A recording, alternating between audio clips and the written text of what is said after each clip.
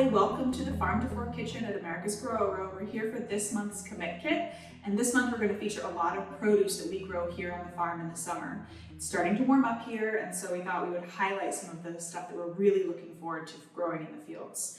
Today we are going to make a couscous salad with peppers and zucchini and corn and a lot of cilantro, and just a lime sort of dressing to bring it together. And we're gonna have some seared pork chops with cumin and garlic powder and onion powder to make it really savory and delicious. This meal, like all the meals we try to work on for ComMITT Kit, is really versatile. You can put any vegetables into the couscous salad. You can replace the pork with another protein if you prefer, or you can also grill the protein, which would make a delicious sort of 4th of July dish. So to get started, we're gonna make the couscous first. Then we'll go on to prepping the vegetables, make that sort of salad together, and then we'll do the pork. So let's get started. Okay, we're gonna start off with making the couscous. So I have a whole wheat couscous here. There are several kinds of couscous you can find in the grocery store when it comes to size. They range sort of small, medium, and large, and depending on how big the individual pearl of couscous is, that depends how much water you're gonna add and how long it's gonna take. So just read the instructions of your package to learn how long it's going to take. Couscous is a great grain because it can be eaten cold or hot, and it's actually not its own grain. It's very similar to pasta. It's made from some kind of wheat, often semolina, and it just has this really nice chewy texture. And whole wheat couscous is really delicious and nutty, and it's sort of like the kind of whole grain product you really want to eat. So this couscous that I have is a slightly larger one, and so it's going to take about 15 minutes to cook, and it's going to take a cup of couscous to 1.5 cups of water. Check out your package. Your ratios might be a little bit different. So I'm just going to put it into the pot, put the couscous into the pot, add my water and a little bit of salt. If you don't have couscous or you can't eat wheat, you can use quinoa or another kind of whole grain that you prefer. The only thing I ask you to look out for is something that's going to be really delicious hot or cold, because that's one of the beauties of this salad.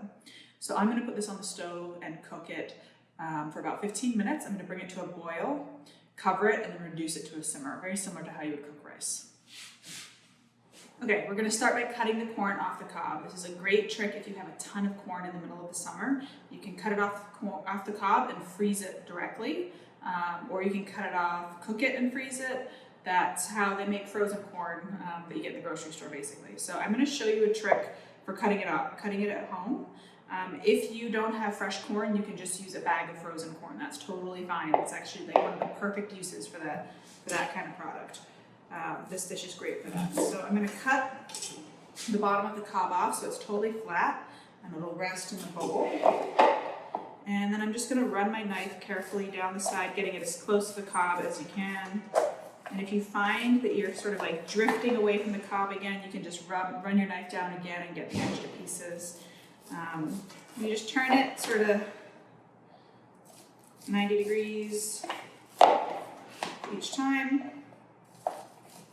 And it's, you can do this on a cutting board directly, but then you have to sweep all the corn into a bowl. So I like to just do it in a bowl so it's already there. And you can do the second.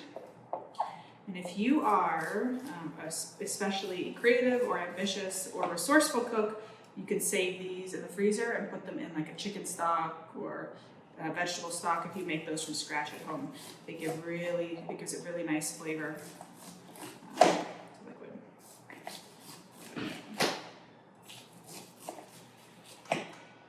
All right, so that's the corn. Today this couscous salad has corn and peppers that we're going to saute together. And so we're going to cut the peppers into little small chunks. I mean, it's going to be really hard to get them the same size as the corn, so we're not going to try for that. But just like little squares, a nice dice is what we're going to go for. And today I have a rainbow of bell peppers that are really beautiful, and I have one poblano pepper. These are the kinds of peppers we grow on the farm. We grow a mixture of hot and sweet peppers, and these are 2 of the kinds that we have. If you don't like spicy food, you can keep the poblano out, but it's a very mild spice. It's not too hot, and it just gives another sort of dimension to this. And it's a good way to use these kinds of peppers if you have them. If you get them like in a CSA box or from our farm, and you don't know what to do with them, this is one of the good things to do with them. So I'm going to cut this by, I'm going to go all the way around this pepper. I've showed you in the past, and then just the end off. And I'm going to remove the ribs by hand for each. And don't forget the end of the pepper, it's a good piece. And I'll show you, we're just going to cut each pepper roughly into pieces about this size if you can. So I'm going to make my way through the rest of these peppers, and then we'll start making the couscous.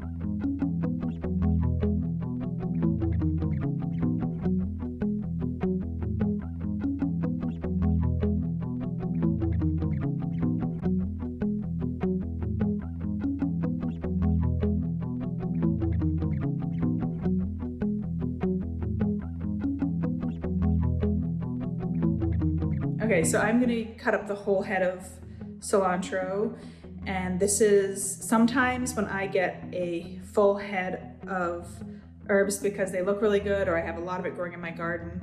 I don't know what to do with it. This is a great dish to use the whole thing up, especially something starting to get a little sad. Just chop up the whole thing and then you don't have to worry about it anymore. And it gives a ton of flavor. And fresh herbs are just like they're another vegetable, you know, they're another green. They have tons of health benefits that, you know, are packaged alongside that incredible flavor. Okay, so we diced up all of our vegetables, and something I wanted to mention about this salad is that a lot of grain salads are mostly grain. Like if you do the pasta salad that you have at a picnic or at your family gatherings, it's mostly pasta with a little bit of vegetables. The thing about this salad is it's going to be a lot more vegetables to grain, which is one way that I like to incorporate more produce in my diet when I'm trying to eat more vegetables, is to take something that already has vegetables in it and just like really dial up the amount of vegetables that I cook. So we have a ton of veggies here, and we're going to saute these together, the corn and peppers. The zucchini we're going to leave raw today. You can cook it with these if you'd like, but I think that raw zucchini is underappreciated, so I wanted to try it today. Before we start cooking the vegetables, I'm going to season my pork, and I'm just going to go over with you what I'm going to do today. We're going to do salt, which is about a teaspoon of salt, and then today I'm doing garlic powder, onion powder, cumin and pepper, black pepper, and the zest from one lime. And I'm doing about a 1/4 teaspoon of each, but you can adjust these each to taste.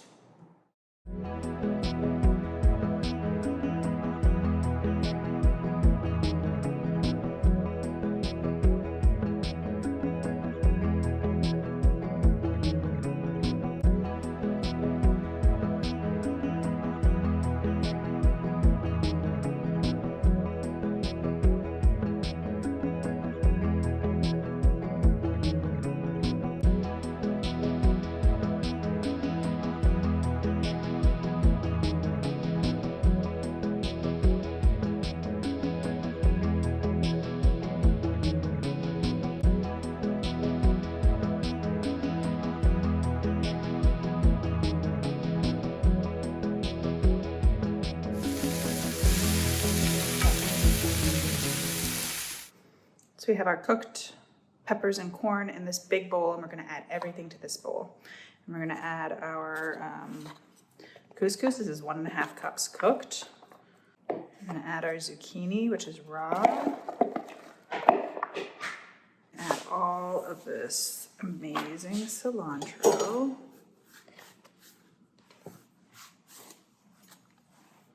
And we're gonna cut a lime in half.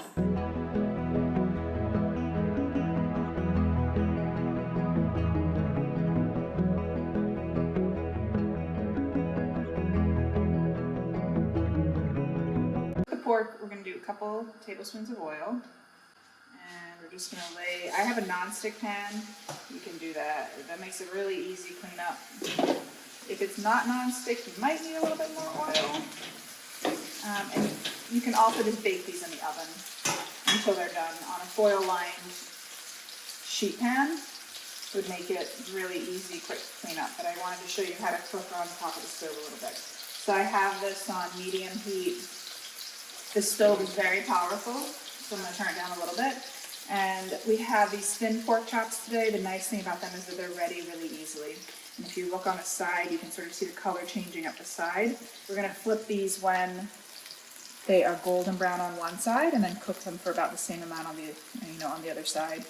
Pork should be done at 165 degrees. That's the food safe temperature. You can use a thermometer if you want to double check, or just cut it in half. And if it's sort of white all the way through, it's cooked through. These don't have a ton of fat on them, so you don't want to cook them too hard or for too long. That's when they dry out. But this is a really good way to learn how to cook protein if you're not already familiar with it. It's been about 5 minutes, and I'm flipping them over. You can see they're golden brown on this side. And when you push down, they're quite firm. That means they're cooked through mostly. I'm going to give it about 3 minutes to 4 minutes on the other side on medium-low heat, and then we'll be all done.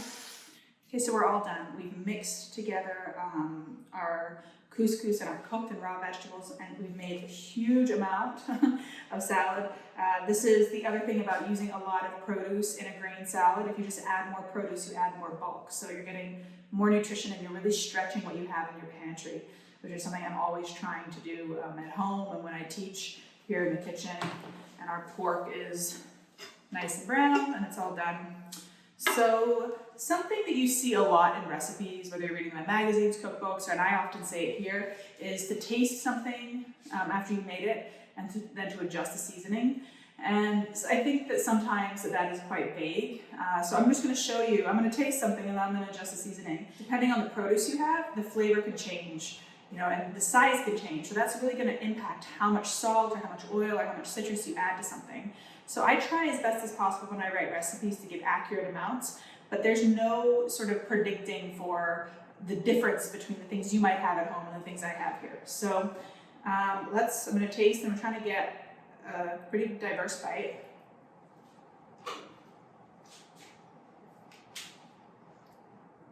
And so it's pretty close. And if you are trying to control your salt, you're not allowed to add any more, and you like the way this tastes, then stick with it. But I like things really acidic, and I think this needs a little bit more salt. So I'm going to add the juice of another lime, a second lime, and I'm going to add a little bit more salt. And the other thing is that I haven't added any oil to this salad, so you could add a little bit of that if you wanted it to be kind of come together a little bit more.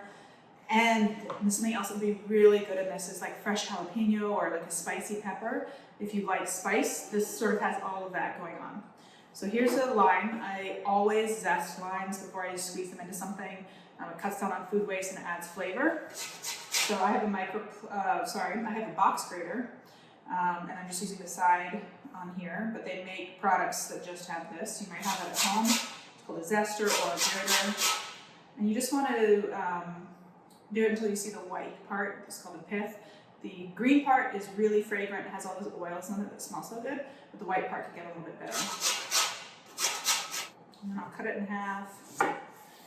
This is another reason why it's good to taste, because sometimes you get a lime that has a ton of juice in it, and so you'll get like 2 tablespoons of lime juice, and then sometimes you won't. And it's hard to write a recipe for that or to predict. So I'm going to add this in here. Mix it up, taste it again. The idea is that you can have this for leftovers and you can eat this cold or you can heat it up for warm.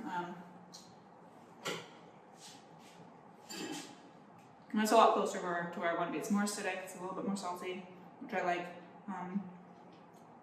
And it will go great with the pork. So I just wanted to show you what the pork should look like when it's done when you cut it from the inside. And then depending on, you know, how much your family eats, it might be nice to cut this up to serve for people anyways. So just cut it into like thin slices like this. And there shouldn't be any pinkness. This is still tender and juicy, but there's no pinkness. It's the same color all the way through. That's what you're looking for. Don't be afraid to cut open your meat to see if it's done. It gives you peace of mind. So I'm going to cut that. I'm going to put it aside. I have some salad on this plate, just a big pile of it. And then I'm going to take maybe half of this pork chop and put it on top. You'll see when you cook your pork too that there's like a little sauce that's made. If you want to, you can get a clean spoon and just kind of spoon that on top so it doesn't go to waste. All that flavor that you worked on building goes into the dish. So check this out. This looks, you know, pretty close to restaurant style. I hope you enjoy this. Let me know if you experiment, if you add different vegetables or you use different protein. This would be great with fish, with shrimp, with tofu. You could just put a big pile of beans on it if that's what you like. This is a really delicious dish that looks like it takes a lot longer and a lot more effort than it actually does. Hope you enjoy it. I'll see you next month.